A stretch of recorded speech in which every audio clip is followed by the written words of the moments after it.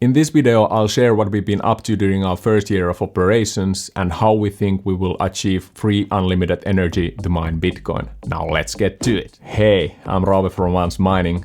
We're upgrading Bitcoin mining industry and making it ready for 2140 when there are no new Bitcoin left.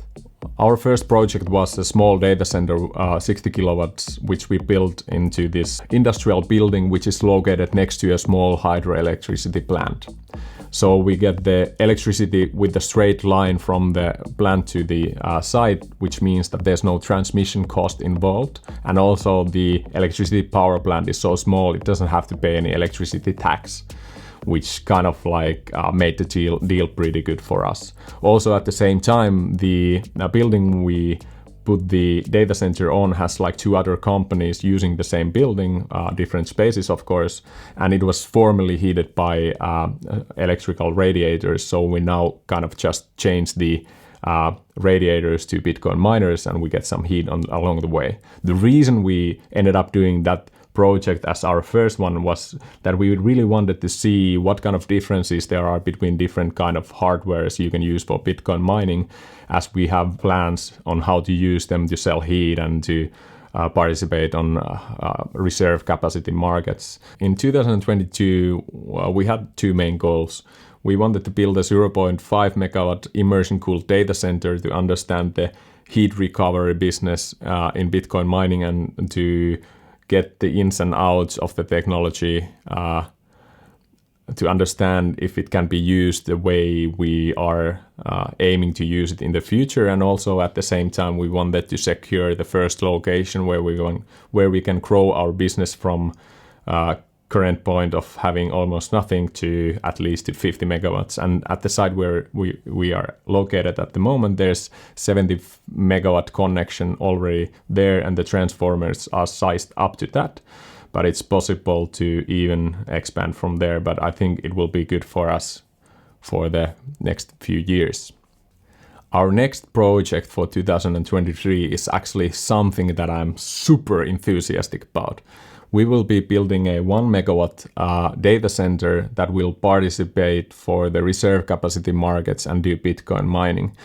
And the model we have created for reserve capacity markets, actually with the backtested data, shows that we would have gained more revenue from the capacity markets than we would have had to pay for the electricity actually used in Bitcoin mining, which is a really huge deal in an industry that has a fierce competition. As the competition tightens,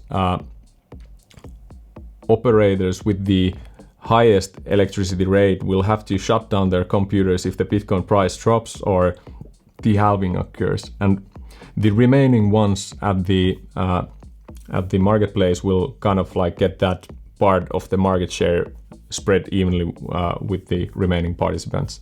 And so if you have a player in the market that actually has achieved a negative electricity pricing, which means that instead of like paying for the electricity they use, they're actually receiving income for the electricity they use for mining, it doesn't really matter what the price of Bitcoin will be, because we know there will be the last man standing, and we know that if somebody makes a profit in the industry, it will be the last man standing. So, and at the same time, if the Bitcoin price drops when it's not your only income stream, you can actually like decide to do something else within the reserve capacity markets than you would do if the price from Bitcoin mining is higher and the reward is higher. So you can kind of like adjust on what you do when you're not only doing one thing, which is kind of giving the opportunity to create a good business, which is not that volatile that Bitcoin and Bitcoin mining has been previously. And we think it's super important for the whole mining industry that we can go towards that kind of future. And also it's the only way we can see that it's possible in 2140 when the last Bitcoin is mined. So, and we want to do it well in advance because it can be done well in advance. And also when it's done well in advance, it creates a good profit for the whole industry, a lot better than it has been during the first 13 years of the history. of course, we're based in Nordic, so we're looking everything through the Nordic lenses, but we saw that it's a perfect location for this kind of operation because it's like politically safe. There's always freezing cold, and the Bitcoin mining generates a lot of heat, so it doesn't go to waste. We can actually use it down here, and also we have like really technically advanced electricity grid and well functioning new markets for reserve capacity, which kind of like created the opportunity for us to start from the Nordics and then expand all around Europe. The energy price has been a good way to compare miners previously, and to be frank, because we're kind of like looking at the whole mining industry from a different perspective, I didn't even calculate what the energy rate for our 1 megawatt unit would be, because we're kind of like, the model shows that, okay, we paid for the electricity 530,000 euros during the year, but we generated income of 648,000 euros for from the reserve capacity market. So if you want to get some kind of like figure from the electricity price we have, I think it would be fair to kind of combine those numbers, and so we gained 118,000 euros during the year to use electricity for Bitcoin mining. So it kind of like leaves us with the negative Bitcoin price. And I think that's the only future we can see when 2140 we have like all the Bitcoins mined. The business has to be somewhere else than the Bitcoin mining itself, but the Bitcoin mining has to be kind of supporting everything, and it can generate a lot of returns when there's good times and decent returns like all the time. And I think like our approach to the whole thing hopefully will upgrade the whole mining industry. How we came up with those numbers, kind of like we used the data from the last 2 years, which I think it's a great data set because the mining industry is rather new. The reserve capacity markets have been around only like a few years, and the S19s we used in the calculations and in the model are only been in like existence during that period. And also when you look at what happened in the market during the last 2 years, we had a bull run, we had the Bitcoin mining lows, and then also at the same time we had low energy prices here in Finland, and then we had the energy crisis due to the Ukraine war happening. So we've seen it all, and it kind of looks like it.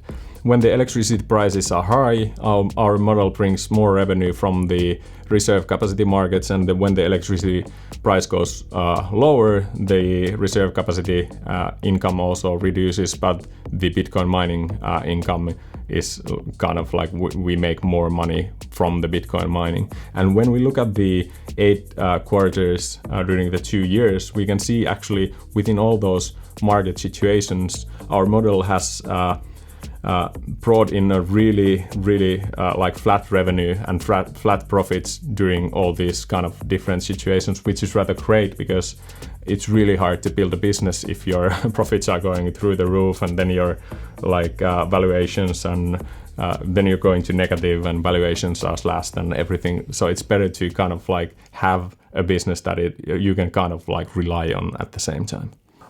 We're building out this 1 megawatt site during 2023, and we're expecting the first results to arrive within this year as well, so we're in a rush.